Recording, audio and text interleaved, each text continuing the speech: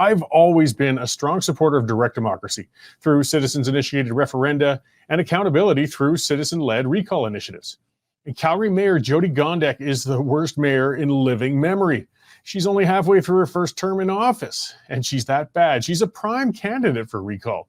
As voters have realized, Gondek wasn't who she purported to be when she ran for the job. And we're seeing massive buyer's remorse as Gondek lurches from one disaster to another, offending people left and right while taxes continue to rise. Polls are reflecting a very strong majority of Calgarians want the chance to fire Gondek as soon as possible.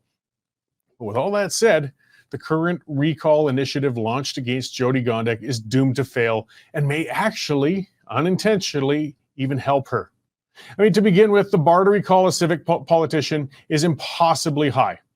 You need over 514,000 signatures from eligible Calgarian voters, and they need to be collected in 60 days to invoke the recall. Anybody who actually thinks this is possible has never actually done real petitioning. It's a slow process and takes a lot of work. To garner 500,000 signatures in 2 months would take a massive organizational machine that just doesn't exist out there. You got to remember, these signatures required aren't digital. They have to be handwritten and witnessed on an official petition sheet with the name, address, and phone number of the person signing so the signature can be verified later. A lot of people aren't going to be comfortable sharing that information with a petitioner, even if they support the cause. Many signatures garnered as well are going to be rejected later because the name or the address might not be legible or the person's residency couldn't be confirmed with the electors lists. The petitions you see are checked when they're submitted. That means the real number required, if you were going to be realistic, would actually be more like 550, 560,000 signatures. Now, a hardworking, effective petitioner going door to door, a really good one, could get perhaps 100 signatures a day. So think about it. It would take nearly 100 people working full-time hours, 7 days a week for 2 months, assuming all those 500 and some thousand are existing out there, to round up the required signatures in time. Coordinating that many workers would require management personnel, transportation, and some kind of office to ensure they aren't overlapping territory. They'd need to track where they've been, to do second and third rounds in neighborhoods to catch the people who weren't home the first time. I mean, petitioning in public places like malls, events, transit stations, it can be effective, but it won't be enough. It has to be door to door. So to put it in perspective, only 390,000 people even bothered to vote in the last mayoral race. Even if 100% of those people were now opposed to Gondek, you'd still need more than 100,000 on top of all that to sign the petition, and you got to find them to make the recall work. The legislation guiding citizen-initiated referenda isn't much better.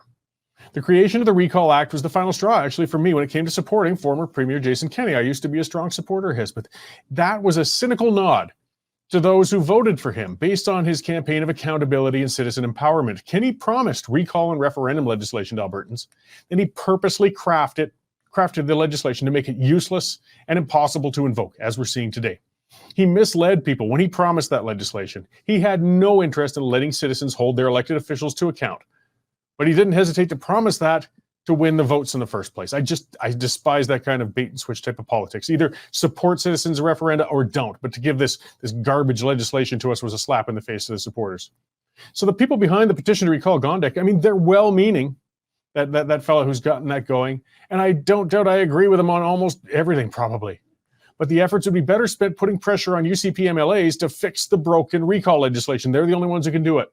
Once that's done, then they can get to work on a recall. Otherwise, they're pissing in the wind, guys. You're wasting time and energy. Further, when the petition fails, and it will, Gondek and her few supporters are going to claim it's because Calgarians actually support her.